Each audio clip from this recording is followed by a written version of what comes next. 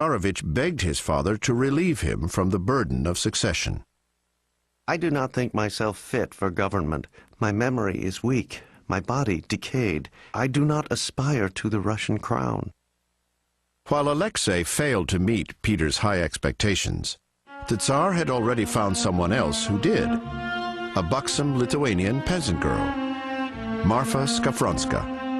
She starts life really as a sort of camp follower. She was a beautiful young woman, and one of the Russian generals took a fancy to her. The story then goes that Peter then caught sight of her, and he, of course, as the Tsar, could have anything he wanted, and that he then took her. As Marfa evolved into the Tsar's closest confidant, the camp follower acquired a respectable society name, Ekaterina, Catherine. She was the helpmate that he needed. I mean, she went with him to battles. She comforted him when he got angry. She produced children for him and gave him the love and the warmth that I think he had been denied probably as a child. Peter and his peasant queen married first in secret. Later, they remarried before the court. In time, Peter would even crown her Empress of Russia. And in 1715, Catherine gave Peter what he craved most, a new male heir. The birth of a baby half-brother complicated life for Peter's first son, 25-year-old Tsarevich Alexei. As the gulf between the Tsar and his heir widened, Peter issued an ultimatum. I cannot resolve to let you live on according to your own will. Either strive to render yourself worthy of the succession or become a monk. Tsar Peter prepared to imprison his son in a monastery. Desperate to live free of his overbearing father, Alexei escaped to the west. But Alexei's sudden flight only helped to convince Peter that his son was part of a plot against the Russian crown. The Tsar's spies tracked Alexei to Austria and lured the Tsarevich back to Russia and doom. Behind the stone walls of St. Petersburg's island fortress, Alexei faced his father's wrathful inquisition. He was almost immediately confronted with an ultimatum that unless he divulged all his accomplices, he would not get his pardon. Treason, conspiracy. The Tsarevich confessed to every offense his father could imagine. Alexei named names and accomplices. He believed that Alexei probably was part of a conspiracy against him. And to find out the truth, he had Alexei tortured with a knout, which is a thick leather whip that it just shreds through skin. And 15 to 25 lashes with the knout were considered standard. Anything over that would cause death. And on the first day alone, Alexei got 25 lashes. The Tsar showed no tolerance for even the possibility of counter-reform.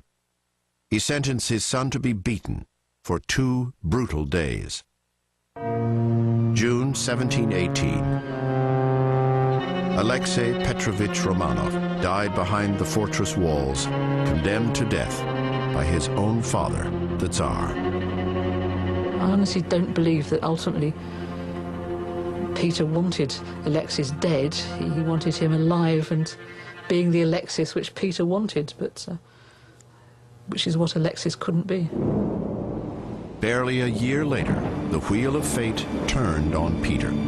His young son, Pyotr, the child of his beloved Catherine, died. The Russian Empire now had no male heir, and for Russia's first official emperor, time was running short. On a cold November day in 1724, Peter spotted a vessel foundering in the Baltic.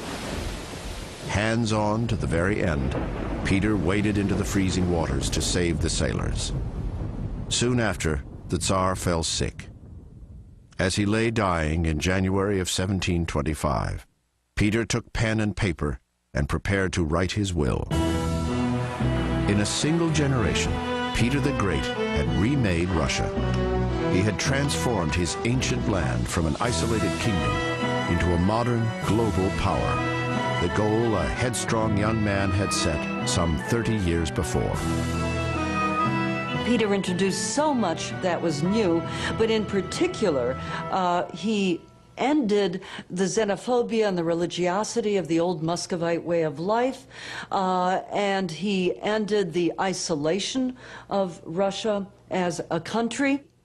And I think this is terribly important. He introduced a whole new style of statecraft. Peter saw himself not as being a religious keeper of the status quo, which the Muscovite Tsars were, but as being a secular, hard-working, reforming Tsar capable of creating through force and fiat. And I think these were the ways in which Peter demonstrated himself to be a real revolutionary. Now, on the brink of death, one last task remained. Peter still had to name an heir to his empire. Yet of 15 children by 2 wives, only 2 daughters survived. On a piece of paper he wrote, "Give it all to..." He died without finishing the sentence, without naming an heir. I think ultimately, though, the reason that Peter didn't choose was he perhaps thought that he was immortal. He didn't expect to die as soon as he did. He thought he still had time. He left it too late. The giant of the Romanov dynasty had stumbled and left the greatest empire on earth without a ruler. Winter and doubt gripped Russia. Spring could be foretold, but Russia's future was unknown.